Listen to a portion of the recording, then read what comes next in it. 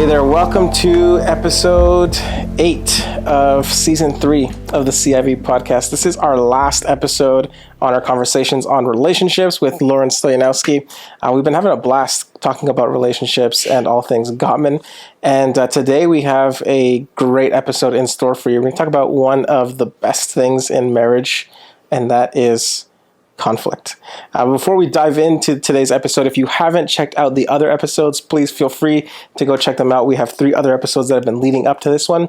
If you haven't seen the episodes on mental health and mental wellness with myself and Dr. Kofi Bonnie, we recommend checking those episodes out. But please subscribe to the podcast and you'll be up to date with all the episodes that are coming out. So why don't we dive into today's episode? We'll talk a little bit about conflict. And before we dive into conflict, I know we ended episode 3 on a note on bids. And I know you wanted to kind of just add a little bit more about the bids. So I wanted to give you that space to do that and talk a bit about bids.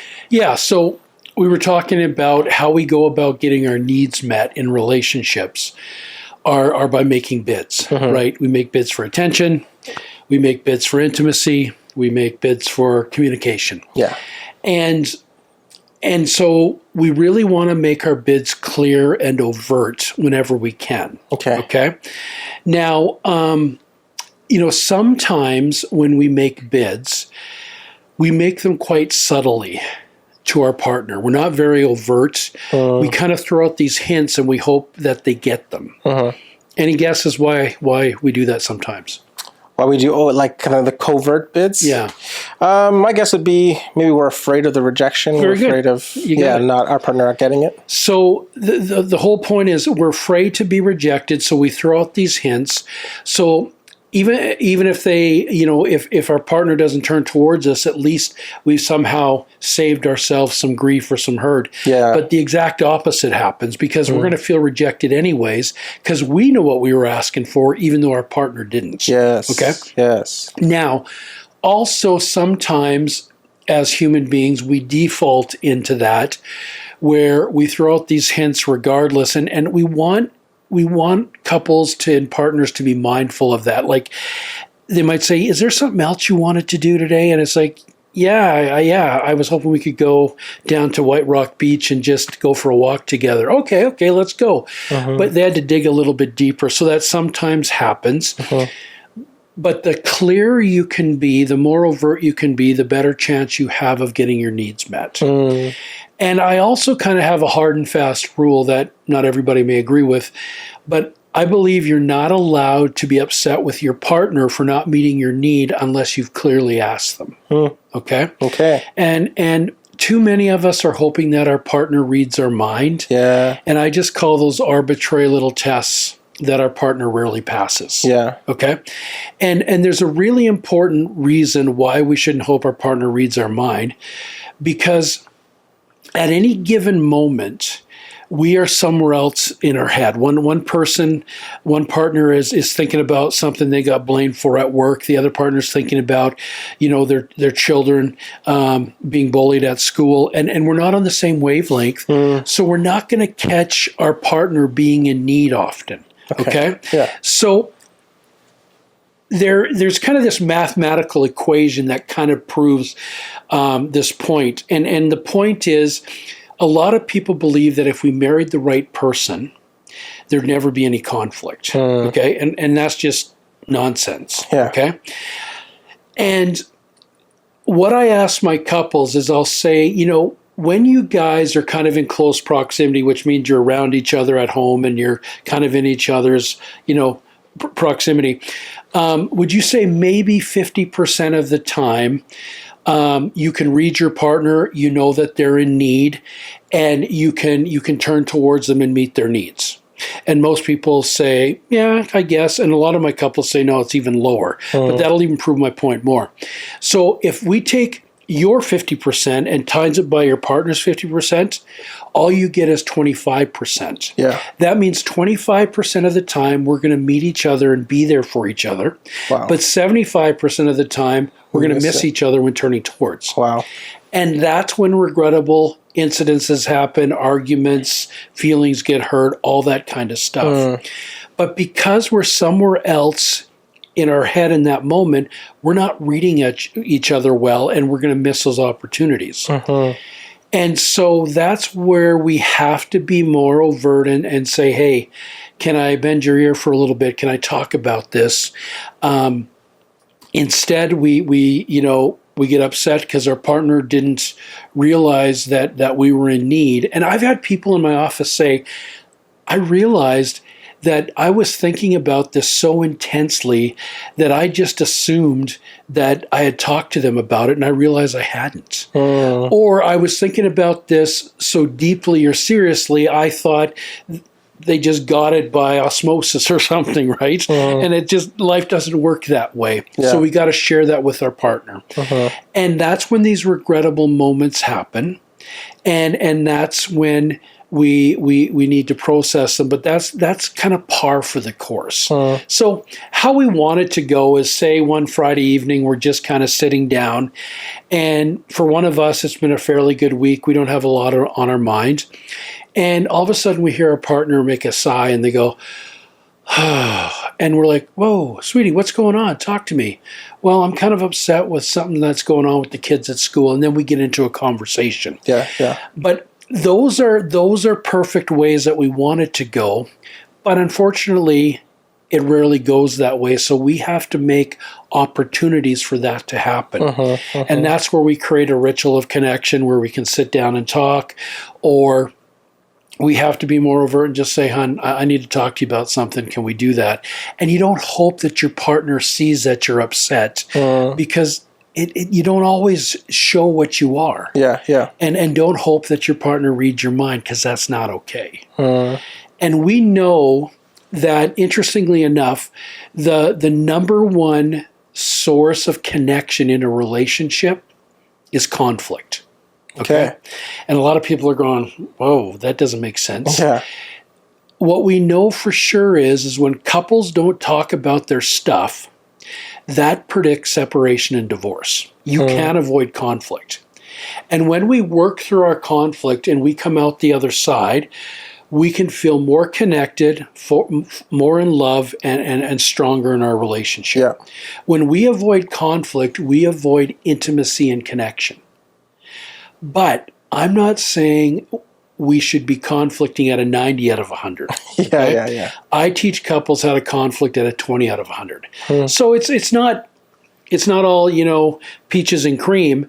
There's still, conflict. It can suck at times, but it's not as daunting when I teach couples how to do it right and fight fairly. And so we cannot avoid conflict. We can't, we can sweep it under the carpet, then the rug bunches and we trip on it down the road. Yes. Or, we try and, not go there, but that doesn't work. We got to learn how to do it properly. Yeah. Right? Yeah. Another thing when it comes to bids is sometimes when we make our bids clear and we ask for something and our partner turns towards us and meets our need, we sometimes don't give deposits into the emotional bank account because we feel like if I had to ask for it, it's not really worth anything. Yeah. Yes. That's a huge mistake. Okay. Yeah. And I don't care how you get there, just as long as you do. You get there. So if you ask for something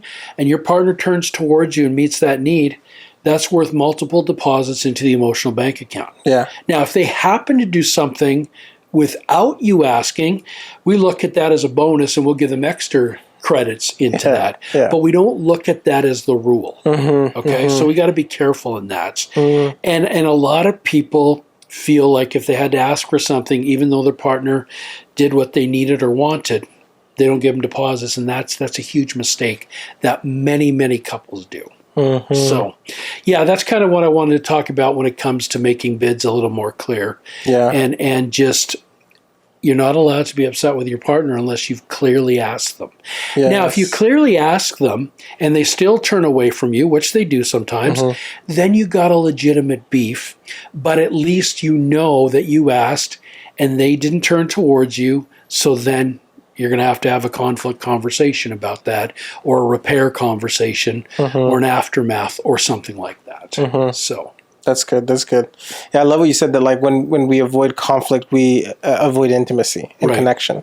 And so again, the phrase that I love that you keep saying is fighting fair. And so it's not about fighting, like you said, at a 90. It's bringing down the intensity and the heat to about a 20. Right. So we know that conflict is necessary in a relationship. You cannot have a relationship that's going to be free of conflict. Right. At least not a healthy, thriving relationship. Right. So how can we have these healthy conflicts? Like, how do we take it down from a 90 to 20? I know we've talked about gentle startups in the past, but maybe what are some things that we might need to incorporate to be able to have healthy conflict in marriage? Well, kind of, going over those skills, and I can't remember how in depth we got into them, but there's those 6 skills that I assess with all couples, right? Everything from learning a softened startup, which you just talked about, versus a harsh startup, accepting influence, sometimes doing it our partner's way. Yeah. Then there's the repair. Repairs are really important, right? Yeah. And that's where in the moment, whatever we do or say takes away from the negativity in the moment. That's really important, and that helps our conversations end better. Because as we talked about, in the first 3 minutes of how any conversation starts, there's a 96% chance it's going to end the same way. Yep. Right? Yep. So it's really important how we bring that up. Yep. And then what else comes in there is, how do we do in compromise? Yeah. Do we compromise during our conflict discussions or not? Also, the ideas around flooding. When we get upset, or when we have conflict, do we get upset and get emotionally overwhelmed, which means flooding? And then that flooding can go into a physiological flooding, which is called diffuse physiological arousal, which has to do with the fight or flight.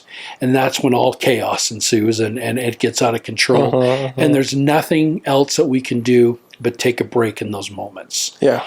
And then, of course, the final one is using the antidotes to the 4 horsemen, which we talked about in a previous episode, and really learning how to do the softened startups, take responsibility for your part and find some truth in your partner's perspective or complaints. Then also, when it comes to contempt, share your feelings and your needs.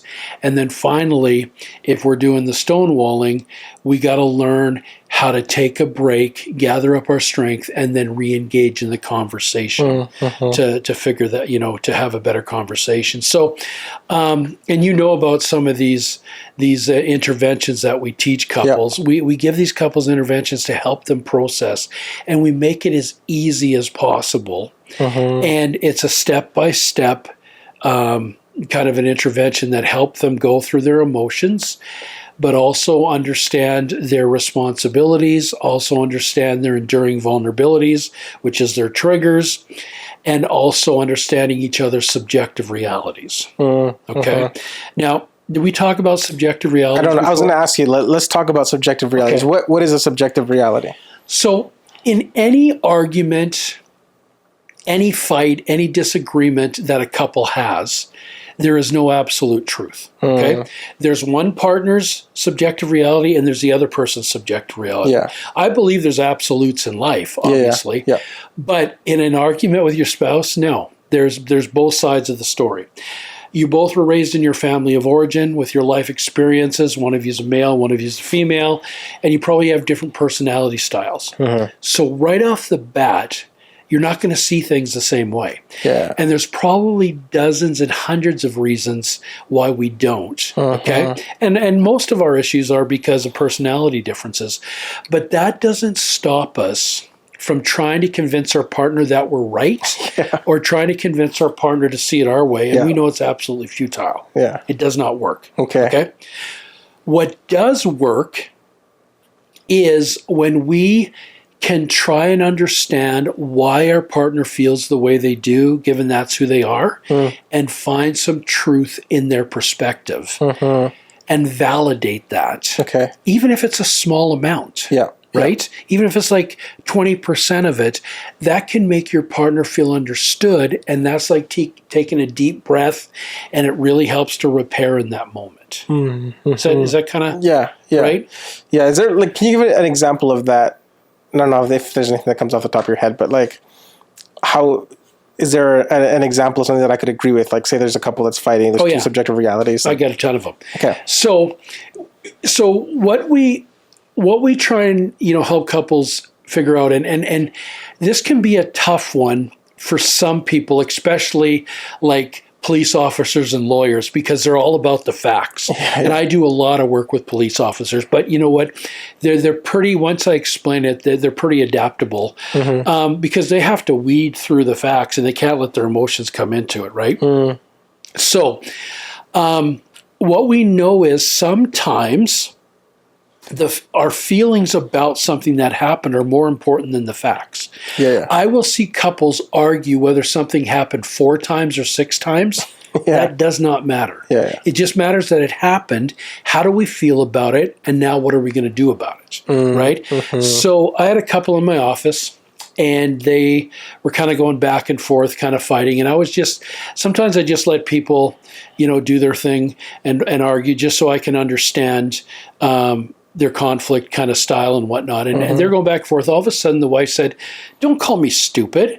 And the husband said, "I didn't call you stupid." "Yes, you did." "No, you didn't." "Yes, you did." No. And they went back and forth for a while. And then I said, "Okay, hold on. Actually, he didn't call you stupid. But by how you said that to her, I believe that made her feel stupid. So that became her reality." Okay? So that's not his intention, but how he kind of said that in a kind of contemptuous or smug kind of way. Yeah. And so the point is this, and this is a hard one for some people: feelings are never wrong. Okay? Because if that's what we're feeling, that's what we're responding to. However, our interpretation of an event can be wrong, which then affects our feelings. So we got to be careful there, right? Yeah. You saw you've seen that research where 7 people see the same accident and they all have a different take on it. And my police clients they're like, we have to go around to everybody. We got to try and make sense out of 10 different people that viewed this, and it's so I use that to my advantage when I work with the police officers. I also had this one couple where they had a 17-year-old daughter. And she got in trouble over the weekend. And so they were kind of processing what happened on Sunday night. And the mom was standing here, and the daughter was facing the mom, and then the dad was behind the mom.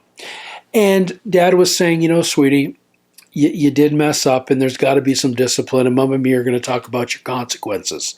And then the daughter kind of moved her head in this cocky kind of whatever, dad. And he got really upset, not at his daughter, but at his wife, because she didn't say, "Show some respect to your dad. That's disrespectful." So then mom and dad get in a big old fight. So later on, a couple hours later, when they had calmed down, they started to process this, and they did kind of an aftermath. And the dad explained what was going on for him and why he felt that way. And his wife said, "Oh, you know what, sweetie? I totally get that. I did not get that in the moment, because actually what was going on is our daughter was starting to cry and tear up because I felt she was feeling guilty. And so she was trying to ground herself and try and stop herself from crying because she was upset." And then when the dad heard that, he goes, "Okay, that makes sense why you didn't jump in and support me in that with our daughter." Those are subjective realities. And until they talked about that, we're not able to understand what was going on. Yeah. And I have people in my office go, "Were you even in the same room with me? How do you see it like that?" Because we're so different. Yeah. Right? It's a silly example where I put a number 6 in front of me here.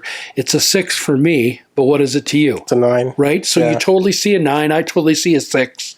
And that happens in our relationships continually. Yeah.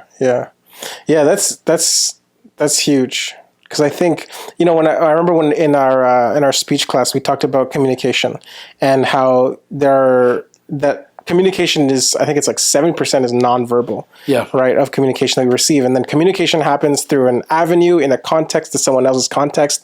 And so there's so many different bubbles that it has to enter and exit between the speaker and the listener, where the speaker is saying something in their context. Then there's the context of the world and the situation. Then the person they're speaking to is in their own individual context. Right. Like you said, the subjective realities. And so oftentimes, when I'm talking to couples as well, I say, make sure you clarify what is it that you said? Because if you're going to get mad about something that wasn't intended, you're going to be fighting about something that nobody meant. And then you're arguing for nothing. Right. But if they meant it, then you've got a reason to argue, right? Then you've got something that you can pick on, like you said. You've got beef. Well, intention versus perception. Exactly. What we intend and what we perceive, two totally different things. Yeah. That's huge.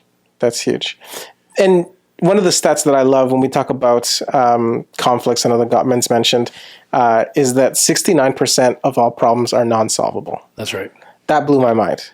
Because I think so often there's a myth that, marriage is about making all these things work, and that, you'll eventually get to a place where you won't have conflict, or at the very least that you'll be able to come to a resolution and solve all of your conflicts. But 69%, that's a large majority of our conflicts, are non-solvable. Can you explain, what does that mean? Well, perpetual issues. So only 31% of our issues are solvable. Okay. And those issues, and I can't remember if we talked about this before or not, but those issues, they're not core to who we are. They're more situationally based. Okay. Like, where are we going to go on our next holiday? If we don't figure that out, we're not going on our next holiday. So that kind of stuff, we compromise, figure out, and go on our holiday. Or say we have kids and we think it's important for them to earn an allowance and do chores and all of that. And if we both agree on that, we're going to figure that out for the kids' sake. Yeah. But the majority of our stuff comes up in its cycle. Once a week, once a month, once a year, once every 6 years. But how we cope and adapt to it and find compromise in the moment is how we move through time more smoothly together. Okay. So we don't talk about resolution. We talk about regulation. We learn how to regulate our differences. And what's interesting is when I talk to couples that are married for the second time, they totally understand that concept a lot more, and they also understand the concept of when you marry a person, you marry a set of problems. And if you marry someone else, you're going to marry a whole nother set of problems. Because the grass isn't necessarily greener on the other side of the fence. So that's why we have to look at our relationship and what we can do better to make it more meaningful and to take care of our partner in a better way.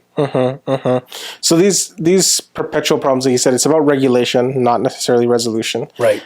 So what do we do when we have this conflict that comes up, and it just keeps constantly coming up? There seems like we're constantly fighting about the same thing.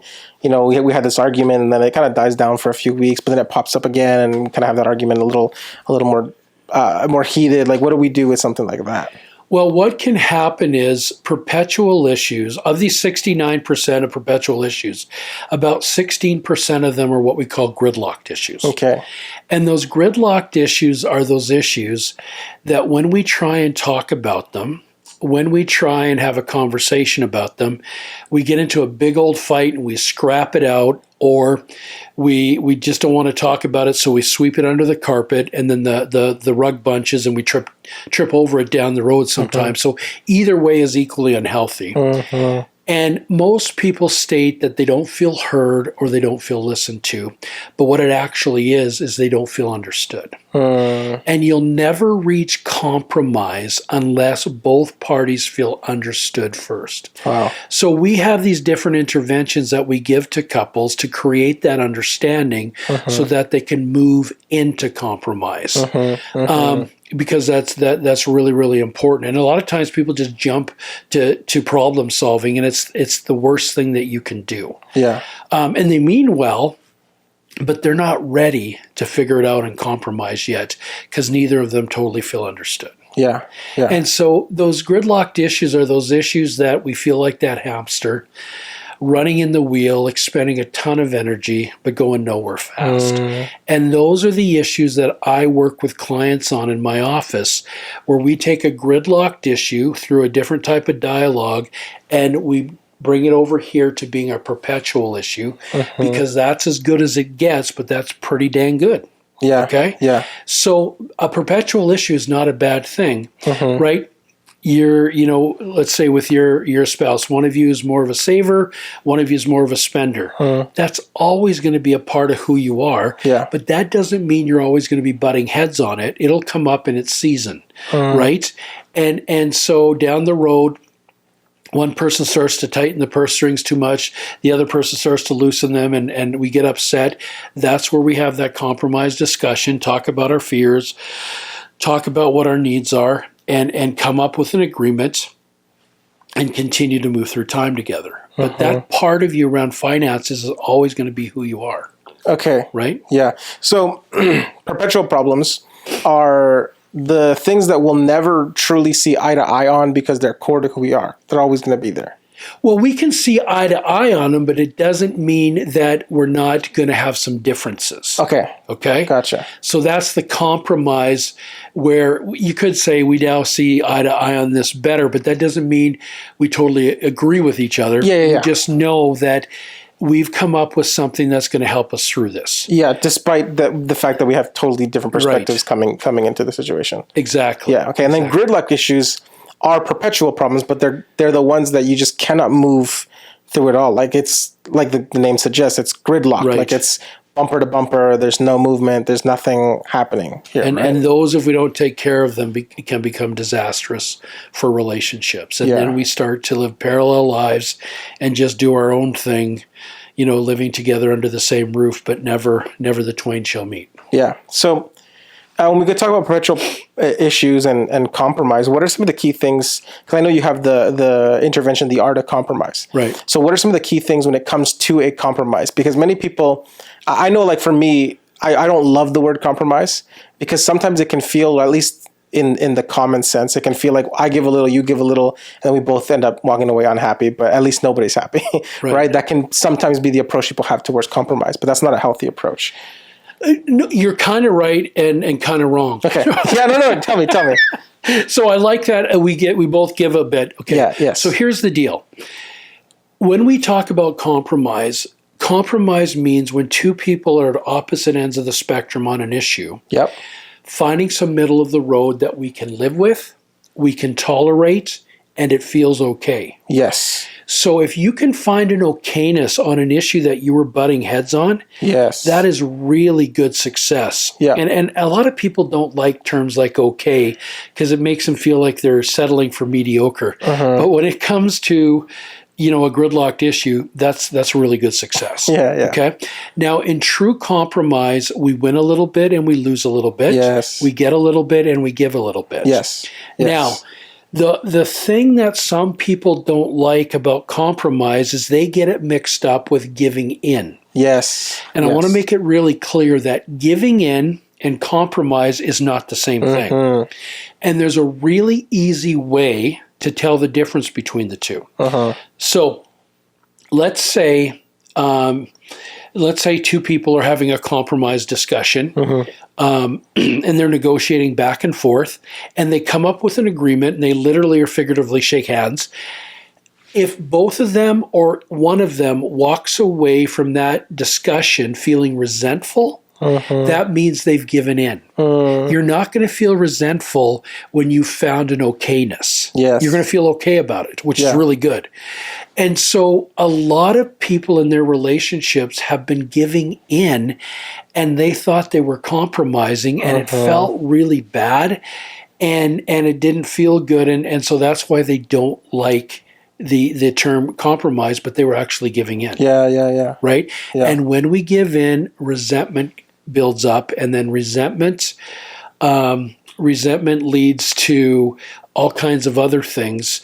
Resentment leads to bitterness, right? And we know that saying, bitterness is like drinking a cup of poison, hoping someone else will die. Yeah. It just starts to eat us up internally. Yeah. So I deal a lot with those resentments with couples and give them new ways to deal with that, but having them understand that there's movement for both of us to do, and that is really important, and that can be really good, even though it's just okay. Does that that make sense? No, it does make sense. It does make sense. And so take us through, because I know you mentioned the needs and the fears, right? When it comes to compromise, you kind of briefly touched on it. So explain a little bit about, like, how do I get to a compromise?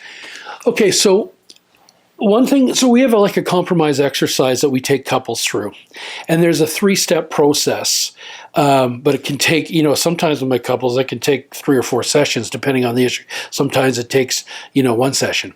So what I do is we take a specific topic that they're butting heads on.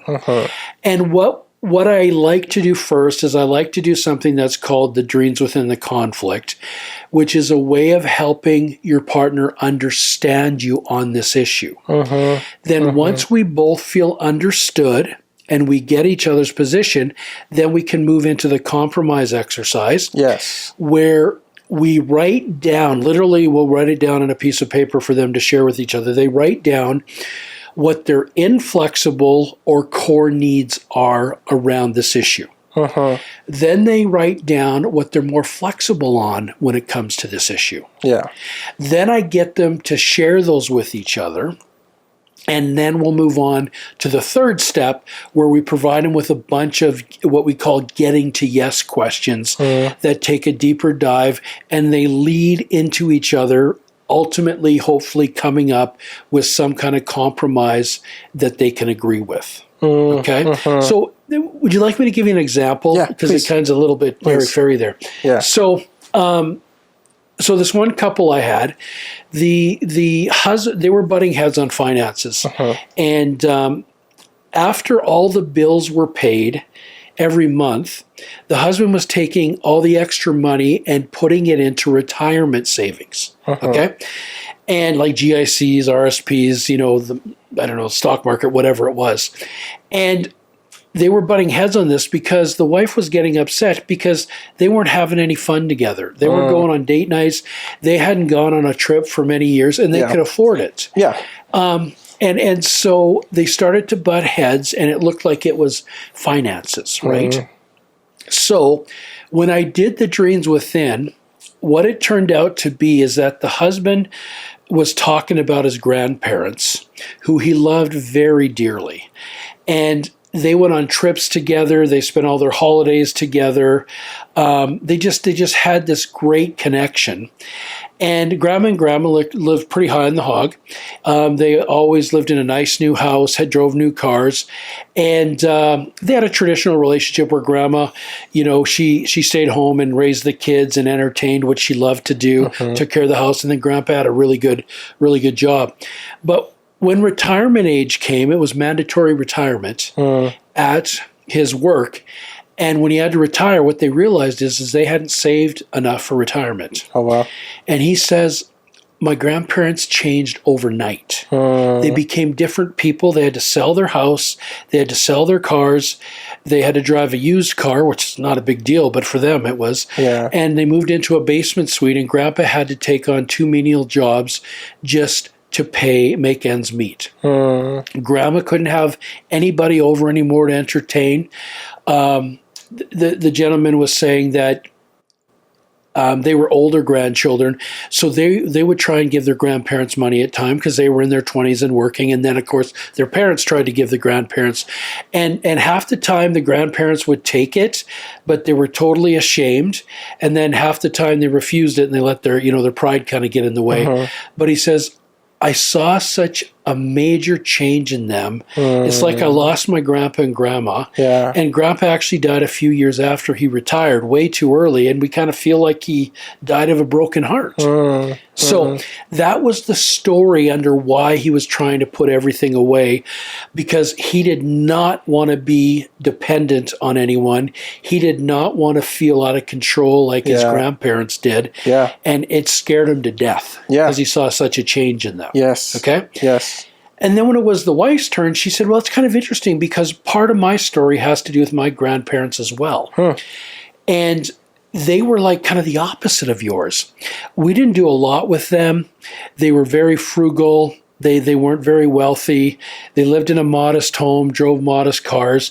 They always said one day, when we retire, we'll go have some fun, or we'll buy a motorhome someday and take you kids around. And that never happened. And so we weren't really close to them. We didn't do a lot with them. And I always felt, there was this kind of disconnect. And then after they retired and ultimately passed away down the road, we found out that they were actually quite wealthy. And they left a bunch of money to the grandkids and the kids. And we all felt the money was tainted because we would have rather enjoyed that with them and had fun with them. And we could have connected a way more around that. And so she says, that's kind of my story. And she says, I kind of worry that, you know what, we can save all this money for retirement, but if we don't make it to retirement in our relationship, what good is this all? So what I got them to do is write down their core need or inflexible, and then what they're more flexible on. Yeah. So the husband had one need only. Many times people have 3, 4, 5 different needs, but he only had one. And his one core need was, I need to put aside some amount of money every month for retirement savings. Okay. Then his flexible area was, I want you to be involved in deciding how much we put aside, and I want to accept your influence and come to an agreement on that. And I also want you to be a part of investing it and where we can put it, and you can put half of it where you want, and I'll put, whatever, come to an agreement. But I want you to be a bigger part of that. And so that was something brand new. Then the wife's core need or inflexible area, she had 2 things. One was, I want us to go on a date night every week. Okay? And I want us to get back traveling and going on 2 major holidays a year like we used to back in the day. Then our flexible area was, I don't care what kind of a date night we go on. I'm okay to go to Tim Hortons, grab a hot chocolate, and talk there for an hour and a half. Or we can go to dinner together and then a movie, or sometimes when there's a cool play downtown Vancouver, we can go downtown and get a hotel and live it up a little bit. She goes, I'm okay with anything, just as long as we take some time out to make each other feel special and connect. And then her second flexible area was, for one trip, I want to make it a more major trip every, once a year. And that's like go to Hawaii or Mexico or something like that. But the second trip, I'm okay if we just stay local. I'm okay if we just go to the Okanagan or go to, Alberta and visit your family. It doesn't have to be fancy, but I want us to have another break during the year. So that was her inflexible and her flexible. And then they shared that, and then they went on to the compromise questions, which take a deeper dive into those flexible areas, those inflexible areas. We get them to talk about their goals. We get them to talk about how can we make this happen for each other? How can we honor each other's dreams? And then they come up with a temporary compromise. Every compromise is a temporary compromise that can change 2 weeks down the road. Some people have a real issue with that, where they feel like if they say yes to something that it's written in stone. It's not. Sometimes we've got to try something and realize we got to fine tune it, or sometimes we do it and we find out it works really well. And so something that I continually tell couples is, don't let relationship anxiety take over. And that is where we get so worried and anxious about a perceived event that we fail to move forward. We're so worried about something happening that the actual anticipation of that event is worse than the event itself. And they're worried about the worst case scenario if they come up with some kind of compromise. And then they're worried that it's written in stone and they can't change it. And that's kind of relationship anxiety. And we can always go back and change that. So that's kind of a brief overview of what compromise kind of looks like. Yeah, that's good. So then the number one is like the inflexible. What are the things that I cannot give up? These are core to who I am. Core to who I am. And I feel like if you're asking me to change that, you're asking me to change myself, or you're asking me to give up a piece of myself that I can't. That's what that. Do you ever get couples that and I don't know, like obviously to your best judgment, that have inflexible things that are unreasonably inflexible. That like they just put a million things. It's like, no, I can't compromise anything. What do you do there? Basically, though, they put stuff that are flexible into inflexible. Yeah, and they get it mixed up. Yeah. Also, they kind of they go for something crazy that doesn't make sense, and it's just it's illogical, it's irrational, and it's emotionally not attainable. So I will caution them, but it happens occasionally. But usually couples are pretty good by this point because we've gone through that other stuff where they understand each other. The dreams within. So then they're more flexible to compromise. Yeah. And I present it in a way that this is us working together to win together as a couple. Yes. Right? And so the conversation is a lot lighter. They're asking each other other questions.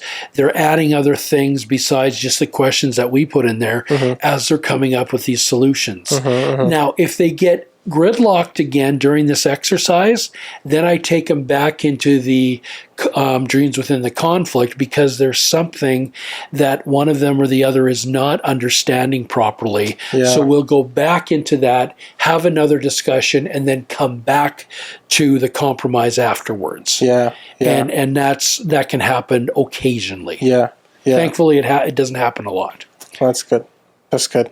So the inflexible, then flexible, and then just you find, well, how do we create a compromise? Where the overlaps there? You get to the getting to yes questions. Getting to yes. That's right.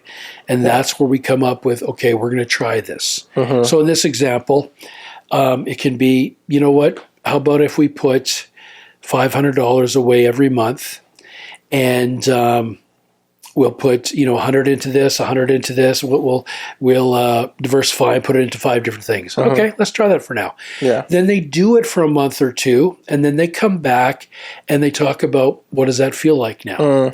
Maybe they feel, okay, we can put more aside, or maybe it feels good, or maybe 500 is too much every month. Whatever. It's an arbitrary number, but and that's where they then have another conversation about that.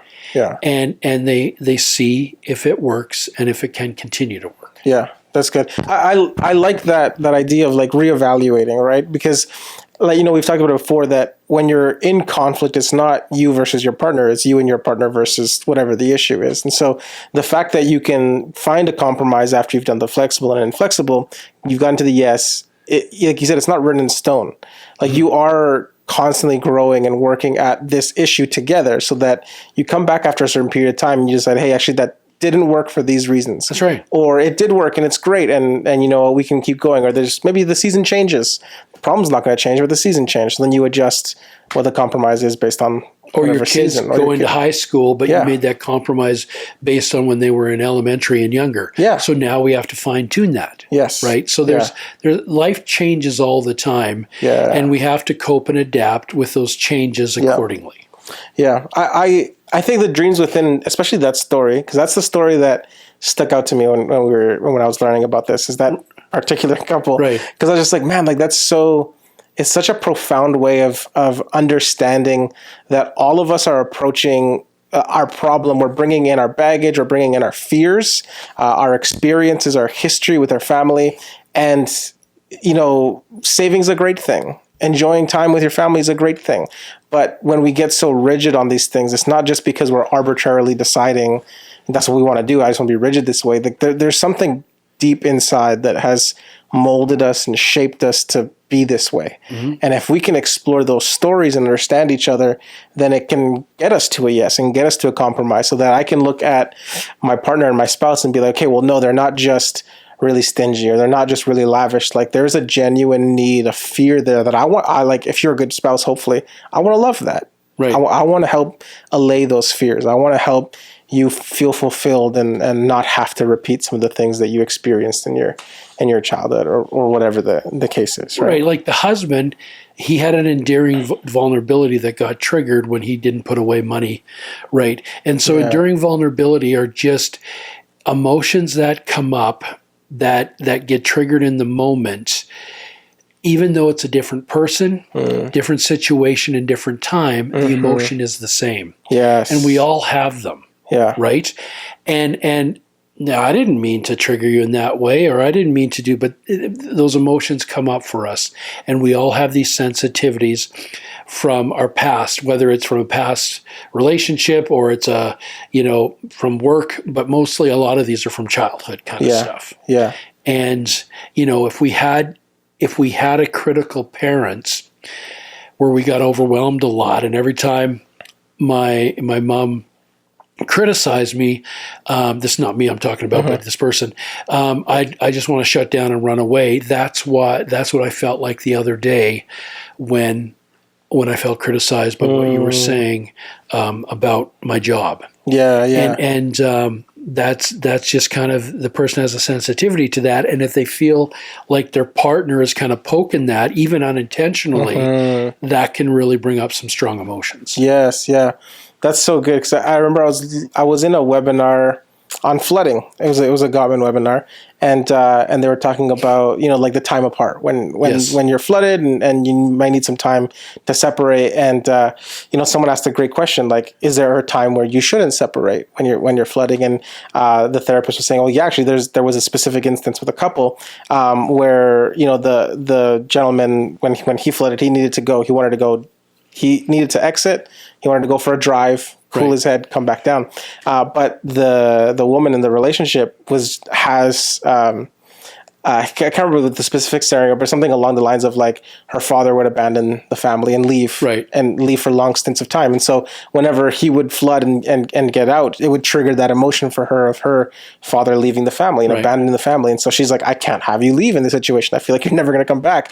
And so there was something that they had to work as a couple to figure out, okay, well, how do you approach that flooding scenario in a way that, doesn't trigger that honors each other, gives each other the space, but doesn't trigger those things. And there's so many things that we carry this baggage into our relationships that, if we're not taking the time to understand each other, where do the fears come from?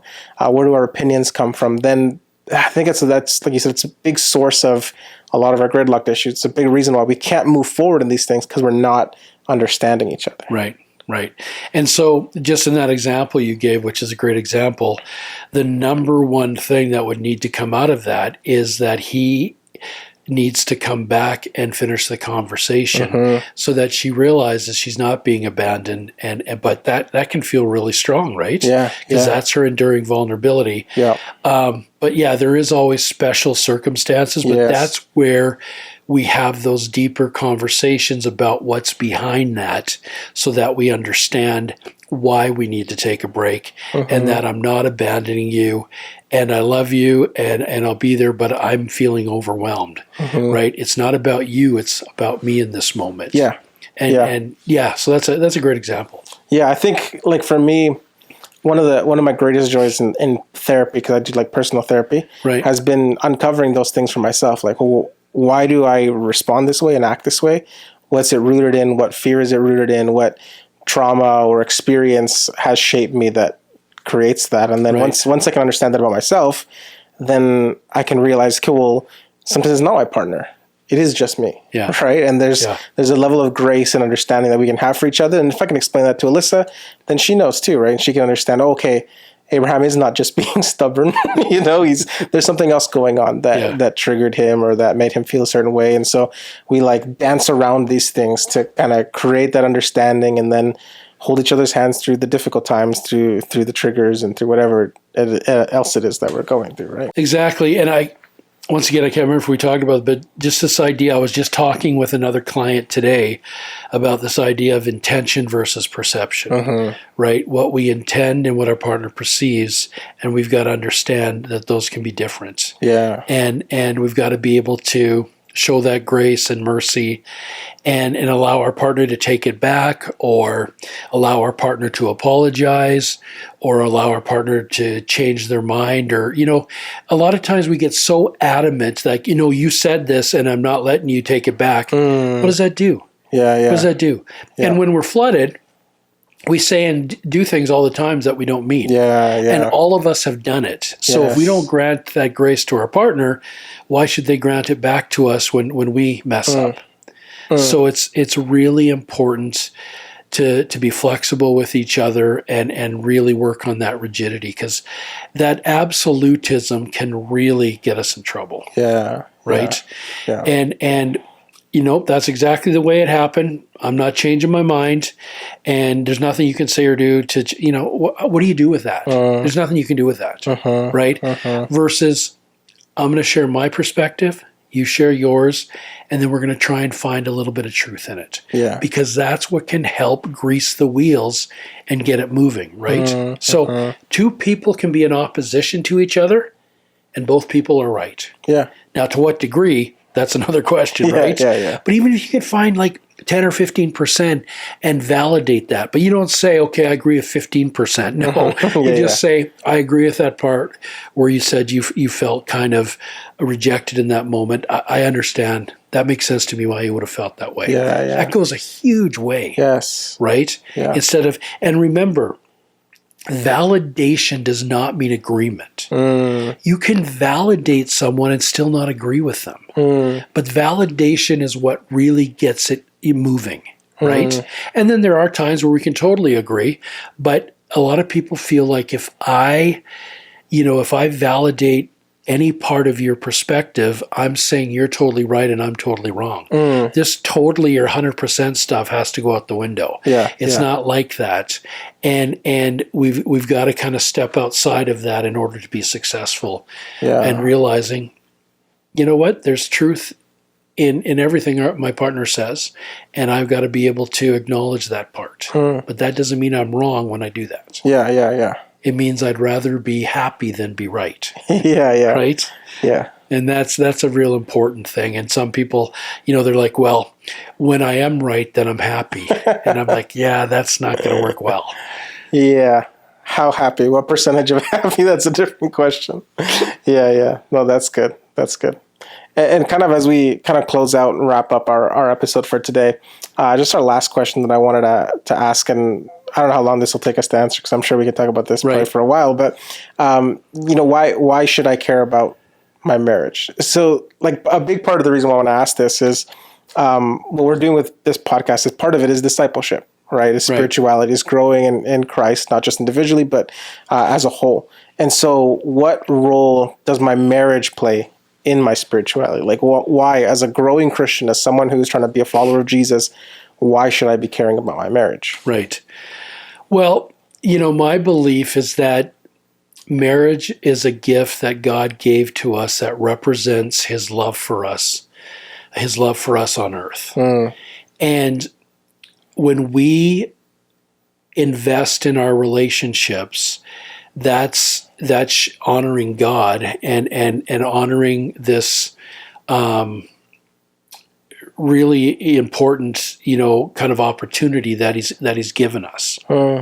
And, when we invest in our marriage, I believe it draws us closer to each other. And I believe, couples that, pray together, stay together, right?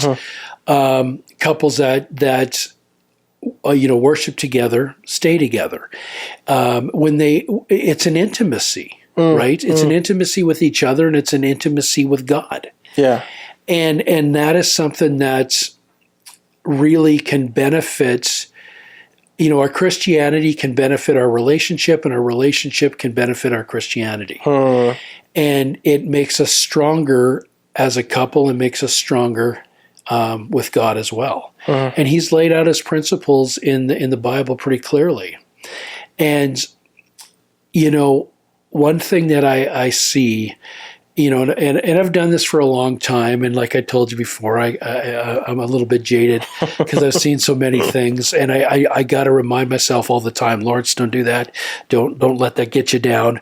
But when we don't honor our relationship, we're not honoring God. And if we are mailing it in our relationship, I think God's going to take that into consideration, like any other behavior that we do that's possibly, negative and not okay. Yes. And I don't think we're going to get a free pass for that, because there's too many people that they they're just tolerating each other, and that's not what relationships are about. That's not what God wanted us to do. Yeah. And so we have to reinvest back into our relationship. And if we're not doing that, then we're not doing God's will. And that is really, really important. It's sort of like if we have kids and we're not doing things with our kids and we're not teaching them and having fun and throwing the frisbee around and all that stuff, we're not honoring God as a parent. And so I think we have to be really careful and realize that this is a huge piece of our spirituality. Yeah. And too many people have made a farce out of relationships. And I think that's a really, that's a scary thing. Wow. And I think we really have to consider that and we're not, we're going to be held accountable one day for that. And so, and who wants to go through a 30, 40-year relationship where we can't stand each other?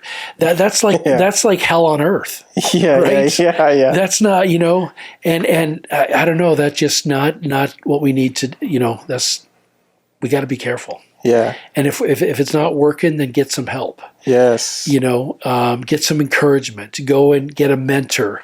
Ask someone in your church to help you out.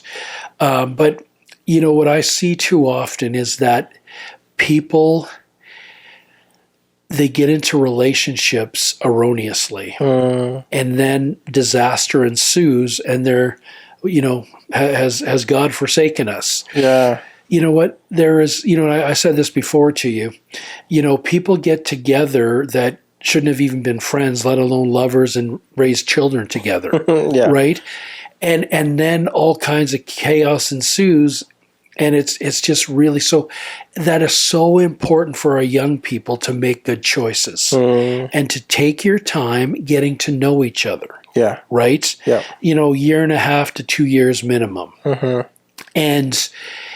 And really understanding each other and going through moments of conflict and see how we deal with it. Understanding each other's values and how we deal with it. Understanding each other's spirituality. And then when we, nothing's ever going to be perfect, but we're like, you know what? This is the person I want to be with. Yeah. Because of this and this and this. Not just this is the person I want to be with. There's got to be some foundation for it. Right? Yeah. And we all have a certain, kind of a list with things to check off. Yeah. And some things are really important. Yeah. And they're non-negotiable. Yeah. And then some things are more negotiable and some are more flexible. And then we figure it out together. Yeah. That's good. So I don't know if I asked you your question. Yeah. Exactly or not. No. I think it's such an important thing to understand, because as you're speaking, I think about the words of Jesus that he says to his disciples, says, "This is how the world will know that you are my disciples, that you love one another." And I think, some would argue, and I would argue the same, that within Jesus' disciples, there are probably disciples that were married. Like there were couples that followed Jesus together. And so when Jesus is saying, this is how they will know when you love one another, it's not just when you love as a good Samaritan, the random stranger on the street, but what greater testament of being a disciple of Jesus than to love the person that you see every single day, the person that knows exactly what buttons to push, that knows how to irk you, right? The person that you probably have the most opportunities to love in this lifetime, which would be your spouse, right? So, and often we hurt the person that we love the most. Yes. That's the ironic part of it. Yes. Yeah. Oh no, I love that perspective, because I do think there will be accountability. Like we were talking before the podcast that definitely, being in a relationship 30, 40 years, just because the Bible tells you to hold on to it, does not honor God if you're not actually putting in the work to love one another. That's right. If you're not putting in the work to be selfless, to demonstrate the character of Christ within the context of your relationship. If you're sitting beside your partner in church every week and you cannot stand that person, that is a farce of a relationship, and that's not honoring God. Absolutely. And that's sad. Yeah. I'm gonna be careful how I say this, but I do think that when we have bad marriages as Christians, and don't work towards better marriages. I'll caveat that with that. When we're not working towards better marriages, I think it's a form of blasphemy. Yeah. Because the marriage is, it's one of the things that I constantly teach is that a marriage is an example of the Trinity, right? Father, Son, Holy Spirit, husband, wife, and God. It's this trinity of relationship that exists, love between man and wife, and man and God and wife. And it's another form of the Trinity within earthly relationships, right? And so when we are exemplifying poor marital relationships, we're giving poor testimony of the Trinity of God. And that can be a form of blasphemy. And I don't feel we can effectively do one and not the other. Yeah. They go hand in hand. Yes. And it really represents our love for God and our love for each other. Yeah. That's good. I'll say one last thing, because I think a book I want to recommend along this line, specifically to anybody listening, is Sacred Marriage by Gary Thomas. Okay. It's a great book, and one of the premises of his entire book is, what if marriage is more meant to make you holy than to make you happy? And so he goes. Say that again. So he says, what if marriage is meant to make you holy more than happy? Okay, gotcha. And so his whole premise is, like, marriage is not just about this thing that God says, hey, I want to give you this spouse so that you can be happy for the rest of your life. He's like, no, I want to give you this spouse that'll help you grow. It'll challenge you. It'll push your patience. It'll develop the fruits of the Spirit in you if you are doing it in a Christ-like way. If you're approaching it appropriately, you will grow as a follower of Jesus through marriage, not just to have this contentment that you can have, through marriage and all the fun stuff that come with that, right? No, exactly. And it's sort of like, I love that saying, even though some people feel it's a little corny, is the perfect marriage is two imperfect people that never give up on each other. And, I love that whole part about you just said, being holy people, holy couples fight. Yeah. Right. Yeah. But then they make up and they reconnect and they recommit. And that's the journey that we take, and we don't give up on each other. Yeah. That's the whole aspect. Yeah. And we've got to do our part and show that grace and show that forgiveness. Yeah. Yes. Forgiveness is a huge part of relationships, but as the person needing to be forgiven, we also have to make that forgiveness warranted. Right? And a lot of people, unfortunately sometimes will use, well, God forgave me, now you need to forgive me. Well, that's kind of using, so you got to be careful on that. Yeah. That's a whole nother God did forgive us, and it cost him his son, so I think, that's good. That's good. Thank you, Lawrence, for your time. I appreciate you giving us, man, it's been awesome getting to talk to you for these last couple episodes. And I hope you guys have been blessed throughout these episodes. I think a big takeaway from today's episode, not just the conflict stuff, but I think the last thing was important is that if you're finding, feeling stuck in your marriage, if you're finding that you need some help, find a mentor. Talk to somebody in the church.